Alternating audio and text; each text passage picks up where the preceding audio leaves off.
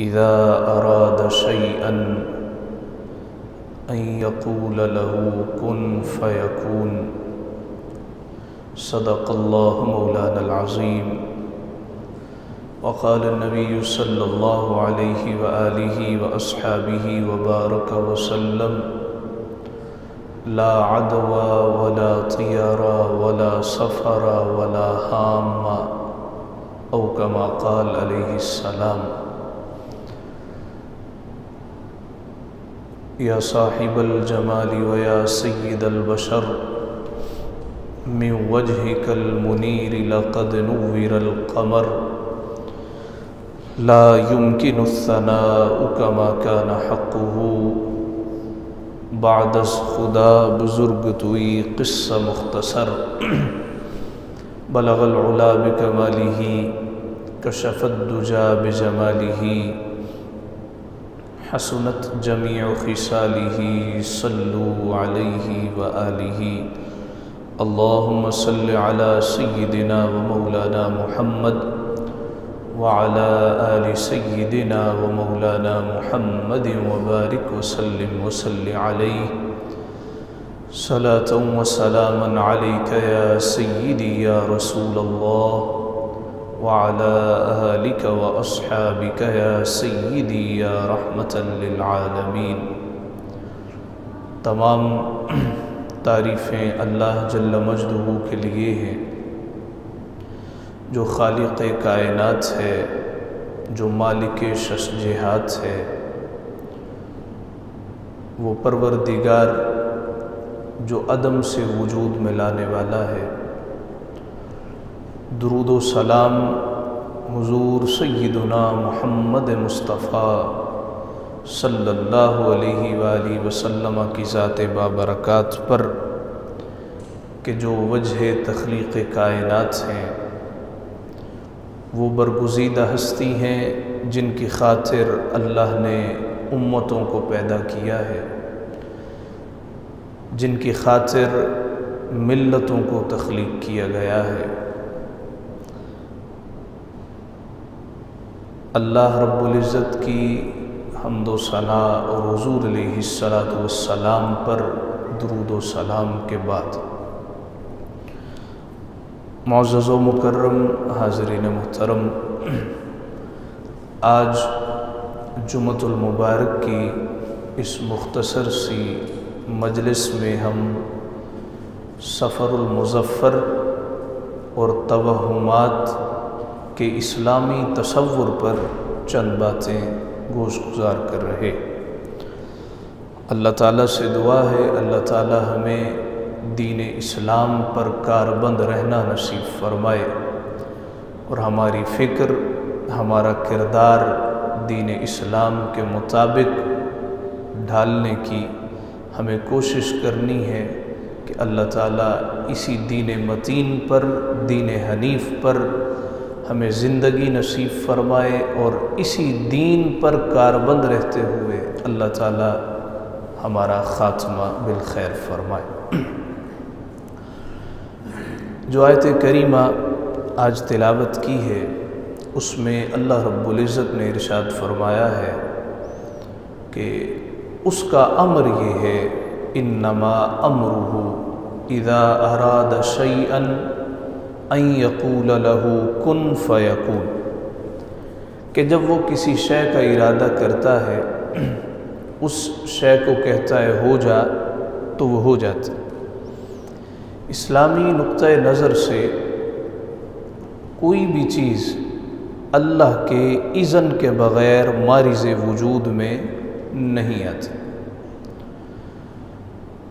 حضور علیہ السلام نے ارشاد فرمایا: لا عدوى، کوئی بیماری متعدی نہیں ہوتی.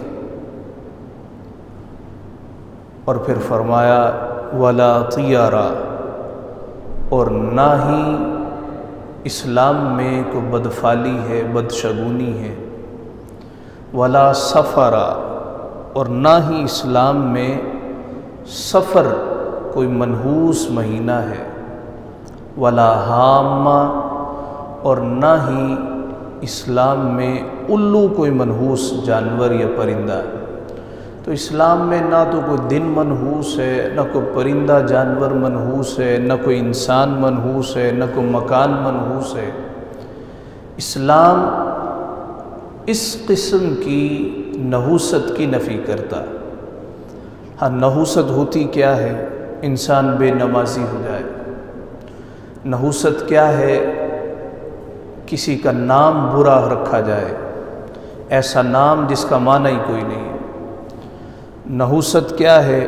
کہ انسان کردار کا گندا ہو جائے۔ نحوست کیا ہے؟ اپنے اندر نفاق کو پنپنے کا موقع فراہم کرے۔ اسلام میں اصل نحوستیں یہ ہیں۔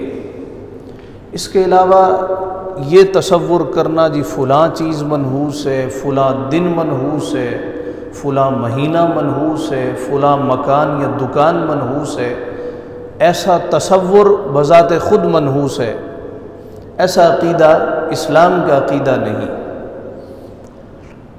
خاندانوں میں اس طرح ہوتا ہے کہ کسی ایک خاتون کے بارے نظریہ قائم کر لیا جاتا ہے کہ ہمارے خاندان کی فلاں عورت منحوس ہے۔ اب وہ ایک سے دوسرے تک، دوسرے سے تیسرے تک، تیسرے سے چوتھے تک یہ بات چلتے چلتے پورے خاندان میں پھیل جاتی، تو اس کے بارے میں بدگمانی شروع ہو جاتی، اور بدگمانی رکھنا یہ بذات خود گناہ۔ اللہ پاک نے فرمایا، اے ایمان والو اجتنبوا کثیرا من الظن ان بعض الظن اثم ولا تجسسوا۔ بے شک بعض بدگمانیاں ایسی ہوتی ہیں جو بذات خود گناہ ہوتی۔ تو عورت کے بارے میں بدگمانی پال لی۔ اسی طرح ہمارے معاشرے میں الو کو منحوس تصور کیا جاتا ہے، یہ پرندہ جہاں پہ بیٹھ جائے وہاں پہ اجاڑے شروع ہو جاتے ہیں، حالانکہ الو ایک پرندوں کی طرح ایک پرندہ ہے۔ الو میں نحوست نام کی کوئی شے نہیں۔ اسی طرح بعض لوگ کہتے ہیں جی فلاں دن منحوس ہے، فلاں وقت منحوس ہے، اور سب سے بڑھ کر جو ہمارے معاشرے میں رائج ہے ماہ سفر، جی یہ مہینہ منحوس۔ حدیث پاک حضور علیہ السلام نے ارشاد فرمایا، اللہ فرماتا ہے ابن آدم مجھے گالی دیتا۔ اللہ کہتا مولا ابن آدم تجھے کیسے گالی دے سکتا؟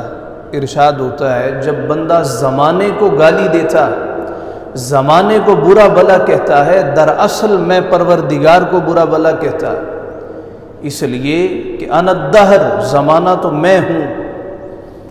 یہ ماضی، حال و مستقبل فقط کہنے کو میرے ہیں، ازل تیرا، ابد تیرا، یہ موجود و عدم تیرا، سب کچھ تو مولا کی ذات ہے۔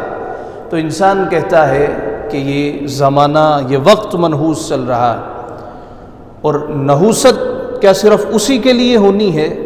بقیہ لوگ ٹھیک ہیں، اچھے بھلے ہیں، ان کا کاروبار بھی چل رہا ہے، وہ اسٹڈی میں بھی اچھے جا رہے ہیں، ان کی ترقی بھی ہوئی جا رہی ہے، صرف ایک آدمی کی تنزلی ہے، ایک آدمی بیماریوں کا شکار ہے، پریشانیوں میں گھرا ہوا ہے، اور وہ کہتا ہے جی زمانہ خراب۔ زمانہ اگر خراب ہو تو سب کے لیے خراب ہو، تیرے ایک کے لیے زمانے نے خراب ہونا، اور اس کی عمومی وجہ کیا ہوتی؟ اللہ پاک نے فرمایا ما اصابکم من مصیبت فبما کسبت ایدیکم، یہ جو تمہیں کو مصیبت پہنچتی ہے، کوئی پریشانی تکلیف ہوتی ہے، یہ تمہارے ہاتھوں کی کمائی ہوتی، تمہارے ہاتھوں کا کیا ہوا ہی سامنے آتا۔ ڈرائیور تھا، اس نے اپنی بات سنائی، کہتا ہے نیا نیا مجھے ڈرائیور کہیں پہ رکھا گیا، ایک دو چار دن کے بعد جب مجھے تھوڑی بہت سمجھ بوجھ آنے لگی، یہ گھر چلتا کیسے ہے، اس میں کون کون رہتا ہے، ہفتے کے بعد مجھے کسی کام کی غرض سے بھیجا گیا، تو میں نے وہاں سے فون کیا، مالک سے کہا گاڑی پنکچر ہو گئی۔ اب وہ کیا کرے، اس نے کہا لگا لو، 2 پنکچر میں نے نکال لی۔ واپس آیا، دوپہر کا وقت ہوا، مالکر نے پیسے دیے کہ جاؤ سبزی لے کے آؤ، تو سبزی لینے کے لیے گیا، اس میں سے کچھ پیسے میں نے رکھ لیے۔ پھر شام کا وقت ہوا، بچوں کو لے آؤ، اور اتنے کا پیٹرول بھی ڈلوا لینا، تو اس میں سے بھی کچھ پیسے میں نے بچا لیے۔ اس طریقے سے رات کو جب میں نے یہ حرام کے پیسے گنے تو 500 روپیہ بنے کہ میں پھولے نہ سمایا، 15,000 تنخواہ ہے، روزانہ اس طرح 500 کرتا جاؤں گا مختلف ہیلے بہانوں سے، تو مہینے کا 15,000 یہ ہو گیا، 15,000 تنخواہ ہو گئی، 30,000 میرا سیدھا ہے۔ رات کو جب موٹر سائیکل نکالی گھر جانے لگا تو پیچھے سے فون آیا، بیگم صاحبہ گھبرائی ہوئی اور کہہ رہی ہیں جلدی آؤ، اپنا چھوٹا چھت سے گر گیا۔ کہتا حواس باختہ گھر پہنچا، دیکھا کہ بے ہوش پڑا، اٹھایا، پرائیویٹ ڈاکٹر کے پاس لے گئے، اس نے چیک اپ کیا، دوا دارو کیا، اور 1500 روپے بل بنا۔ حرام کا کتنا تھا؟ 500، نکلا کتنا؟ 1500، یعنی دگنے سے بھی زیادہ نکل جاتا۔ پھر انسان کہتا ہے کہ زمانہ منحوس ہے، وقت منحوس ہے، اللہ کہتا ہے تمہارے ہاتھوں کی کمائی ہوتی۔ ہاں آزمائشیں بھی ہوتی، آزمائشوں سے انکار نہیں ہے، ہر آدمی ایسے نہیں ہوتا، لیکن بالعموم جب انسان گناہ کرتا ہے تو وہ دیکھے اس کو چین نہیں ملتا، اس کا ضمیر اسے ملامت کرتا رہتا ہے، اسے آوازیں دیتا ہے، کچوکے لگاتا ہے، یہ کام ٹھیک نہیں ہے۔ اور اگر اس پہ اللہ کا فضل ہو تو وہ اس کی طرف کان بھی دھرتا ہے کہ بھی مجھے آواز دیا جا رہا ہے، مجھے بلایا جا رہا ہے، مجھے روکا جا رہا ہے، میں اس سے رک جاؤں، اس سے باز آ جاؤں۔ تو زمانہ کوئی ہو، دن کوئی ہو، وقت کوئی ہو، اس میں نحوست نام کی کوئی شے نہیں ہوتی۔ اس مہینے میں دیکھنے سننے میں آیا ہے کہ گھر کی جو بڑی بڑیاں ہیں یہ 365 آٹے کی گولیاں بناتی، اور آٹے کی گولیاں بنا کے اس کو دریا میں ڈالتی ہیں، نہر میں ڈالتی ہیں، پانی میں پھینک دی جاتی ہیں کہ بھئی سال کے 365 دن ہمارے آرام کے گزریں گے، اس میں ہمیں کوئی پریشانی نہیں آئے۔ اب دیکھیں کہ ویسے اگر مچھلیوں کو کھلایا جائے تو کار ثواب ہے، اس لیے کہ فرمایا گیا ہر تر جگر میں اجر ہے۔ کسی کو کھلائیں گے، کتے کو پانی پلانے کی وجہ سے اللہ نے جنت دے دی، تو کسی کو کچھ کھلایا جائے، پلایا جائے، اللہ ثواب تو عطا کرتا، مگر کیا کبھی کسی نے سوچا ہے اس سے کتنا آٹے کا ضیاع ہوتا، کتنا اسراف ہوتا، اور بجائے ثواب کمانے کے گناہ کما کے انسان واپس آ جاتا۔ یہ نیکی کا ایسا تصور ہے جو انسان نے خود گھڑ رکھا ہے۔ یہ ایسے ہی ہے جیسے کوئی آدمی وضو پہ وضو کرتا جائے، یہ کیا کر رہے ہو؟ جمعۃ المبارک میں نے علامہ صاحب سے سنا تھا کہ وضو کرنے کا ثواب ہے، تو ایک وضو کیا، ساتھ ہی دوسرا شروع کر دیا، ساتھ ہی تیسرا شروع کر دیا، تو مسلسل وضو پہ وضو کیے جا رہا ہے۔ اب اسے معلوم نہیں ہے کہ بھی ایک دفعہ وضو کر لیا، اب جتنا پانی بہاؤ گے اس کا تمہیں گناہ ہو، وہ اسراف کے زمرے میں آ جائے گا۔ تو نیکیوں کا یہ تصور جو ہم نے خود گڑھ رکھا۔ اسی طرح ایک حدیث، موضوع حدیث، وہ بھی گردش میں ہے کہ آپ صلی اللہ علیہ وسلم نے فرمایا جو سب سے پہلے مجھے سفر کے ختم ہونے کی بشارت دے، میں اس کو بشارت دیتا ہوں کہ جنت لازم ہو۔ یہ موضوعات میں سے ملا علی قاری نے لکھا ہے، ایسی حدیث کا کوئی تصور نہیں۔ ایسی حدیث کیا، کسی مہینے کے بارے یہ اصول یاد رکھ لیں، کسی مہینے کی مبارکباد دینے سے، کسی مہینے کے جانے کی مبارکباد دینے سے نہ جہنم لازم ہوتی ہے نہ جنت لازم ہوتی۔ ربیع الاول کا مہینہ ابھی شروع ہو رہا ہے، آپ دیکھیں گے ربیع الاول کی مبارکباد دی جا رہی ہے۔ بھی ٹھیک ہے مبارکباد دیں، لیکن ساتھ میں یہ تو نہ کہیں جس نے سب سے پہلے مبارکباد دی اس کے لیے جنت ہے۔ ہمارے اسلاف ساری ساری زندگی عبادتیں کرتے دنیا سے چلے گئے، 40 سال عشاء کے وضو سے فجر کی نماز پڑھتے رہے، تو جنت اتنی سوکھی نہیں ہے۔ اللہ کہتا ہے سارعوا الی مغفرۃ من ربکم وجنہ، کوشش کرو اللہ تمہیں جنت عطا کر دے، بھاگو کہ اللہ تمہیں جنت عطا کر دے، محنت کرو کہ اللہ تمہیں جنت کا وارث کر دے۔ اس کو ترنوالا سمجھ رکھا ہے، کوئی کہتا ہے مجھے جنت نہیں چاہیے، تمہیں دے کون رہا ہے؟ یہ کوئی بانٹی تو نہیں جا رہی، یہ اللہ کی ایک بہت بڑی نعمت ہے، ایسی نعمت کہ جہاں پہ محبوب خدا خود جلوہ گر ہوں گے۔ اس کو معمولی تصور نہیں کرنا چاہیے۔ تو پھر سفر المظفر میں اور اس طرح کے بے شمار لوازمات ہوتے ہیں، جن میں سے ایک مثال دی. اور یہ صرف ہمارے معاشرے میں نہیں ہے، عرب معاشرے میں بھی ہے، اسی طرح یورپین معاشرے میں بھی ہے. 13 کا عدد منحوس ہوتا ہے. اکثر ایئر لائنز آپ دیکھیں نا تو آپ کوئی وہاں پہ اب آن لائن بکنگ کروا رہے ہوں تو 13 کا عدد ہی نہیں ہے. اب وہ بھی کہتے ہیں جی 13 ویسے ہی منحوس ہے. اسی طرح ہوٹل کی بکنگ کروائیں تو 13 نمبر ہی کوئی نہیں. اب ان کے نزدیک بھی منحوس ہے.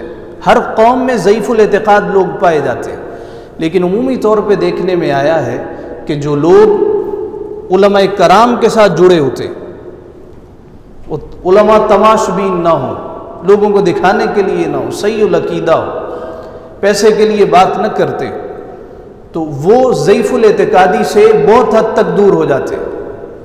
لیکن جن کی ساری زندگی ایسے لوگوں کے ساتھ جڑی رہتی ہے کہ جو قصے کہانیاں سنا کے، خوابیں گھڑ گھڑ کے لوگوں کو بتاتے ہیں، لوگوں کو بیان کرتے ہیں، تو ان کے ماننے اور چاہنے والے وہ بھی پھر ضعیف الاعتقاد ہوتے چلے جاتے، بلکہ وہ 2 قدم آگے بڑھ جاتے. وہ سبکتگین بادشاہ تھا، وہ کہنے لگا کہ سیب اتارا ہے تو جس کا درخت ہے اس کو پیسے دو. خادم کہنے لگا جناب ایک سیب ہی تو ہے، اس کے لیے پیسے دینے کی کیا ضرورت، باغات لگے ہوئے، ایک سیب اتارا ہے تو کیا ہوا. کہا کہ جب عوام دیکھتی ہے کہ بادشاہ نے سیب اتارا ہے تو عوام درخت کاٹ کے لے جاتی، تو ایسے نہ ہو میری رعایا درخت ہی اکھاڑ کے لے جائے. امام ابو حنیفہ رحمۃ اللہ تعالی علیہ، آپ نے دیکھا کہ بارش ہو رہی ہے اور بچے کھیل رہے ہیں، کیچڑ ہو چکا ہے، تو امام صاحب نے ایک بچے سے کہا بچے ذرا سنبھل کے دیکھنا پھسل نہ جانا. بچہ کہتا ہے امام صاحب میں پھسل گیا تو خیر ہے، آپ نہ پھسل جائیے گا، پوری قوم پھسل جائے گی. تو جب اس طرح کہ لوگوں کے ساتھ واسطہ پڑتا ہے جو جھوٹی باتیں گڑھتے ہیں اور ایسے قصے کہانیاں جن کا اسلام میں کوئی تصور نہیں ہوتا، پھر معاشرے میں ضعیف الاعتقادی جنم لیتی. اسی طرح آپ دیکھیں کہ سفر المظفر کے حوالے سے عجیب و غریب باتیں گھڑی گئیں. ایک صاحب کو یہ کہتے ہوئے سنا کہ اس کا جو آخری بدھ ہوتا ہے یہ بڑا تیز ہوتا. اس کی تیزی کی کیا وجہ ہے، اور تیزی کس سینس میں تیزی ہوتی؟ جی حضور علیہ السلام کو آخری بدھ کو بیماری لگی تھی تو ربیع الاول شریف میں آپ کا وصال. تاریخی اعتبار سے بالکل باطل ہے، ایسا کوئی تصور نہیں ہے. اور بعض لوگ سفر میں شادی بھی نہیں کرتے. شادی کسی مہینے میں بھی کی جا سکتی ہے، کسی وقت کی جا سکتی ہے. یہ کوئی ہندوانہ رسم و رواج تو نہیں ہے مہورت نکالا جائے اور دیکھا جائے کہ بھئی کون سا وقت سب سے اچھا ہے تو اس وقت میں شادی کی جائے.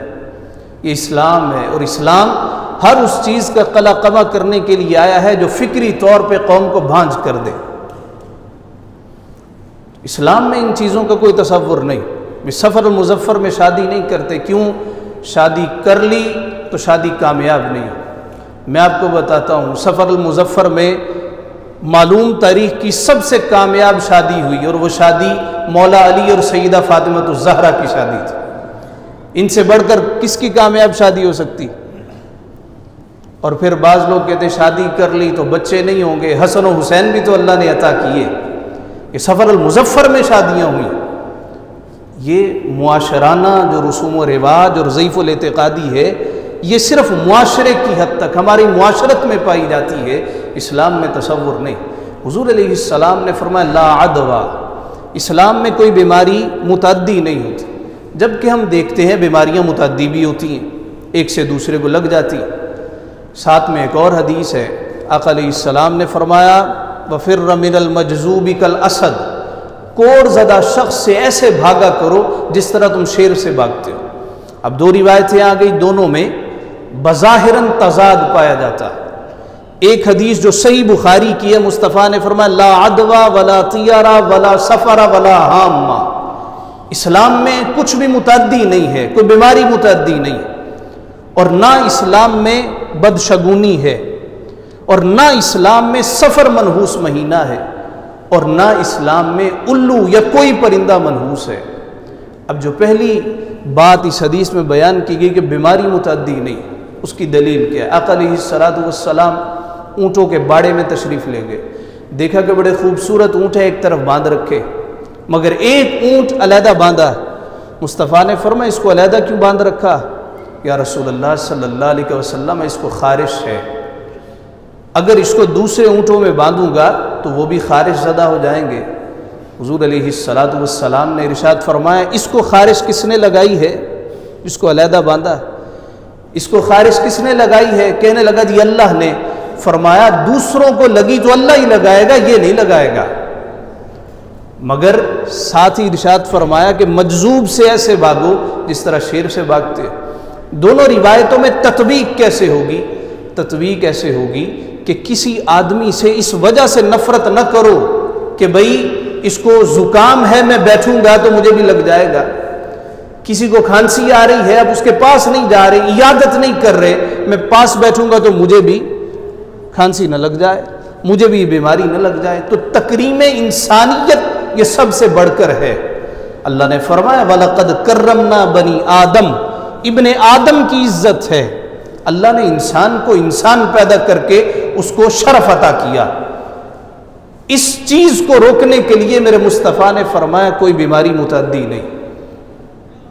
ہاں ساتھ ہی فرمایا احتیاط بھی ضروری، احتیاط بھی کیا کرو، اور ساتھ کچھ کلمات بھی ارشاد فرمائے۔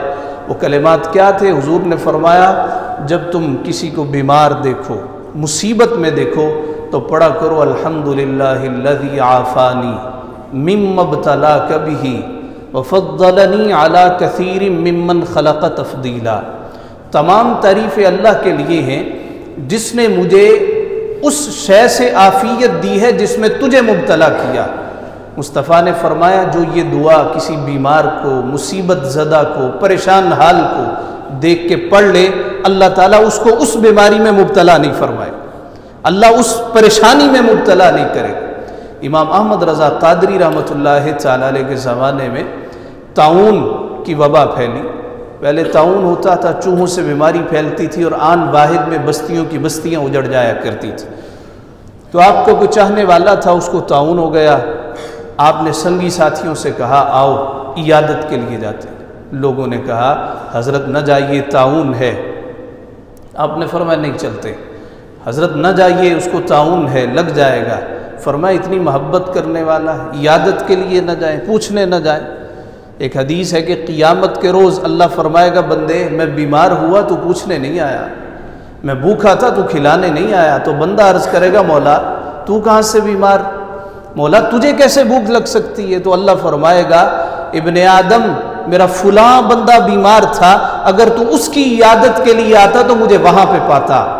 میرا فلاں بندہ بھوکا تھا، اگر تو اسے کھلاتا تو دراصل تو پروردگار کو کھلاتا۔ تو آپ نے فرمایا میں تو عیادت کے لیے جاؤں گا۔ آپ نے اصرار کیا، عیادت کے لیے چلے گئے، عیادت کر کے آئے تو بخار آ گیا۔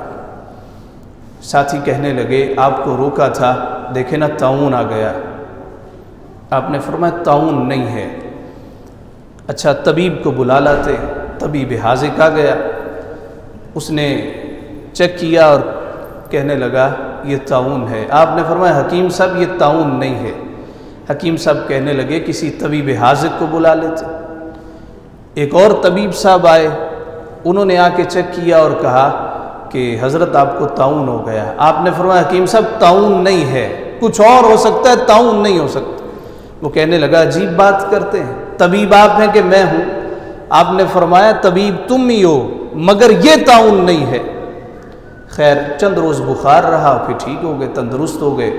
وہ طبیب آ گئے، کہنے لگے آج تک ایسے نہیں ہوا، طاعون میں کوئی مبتلا ہوا اور بچا ہو؟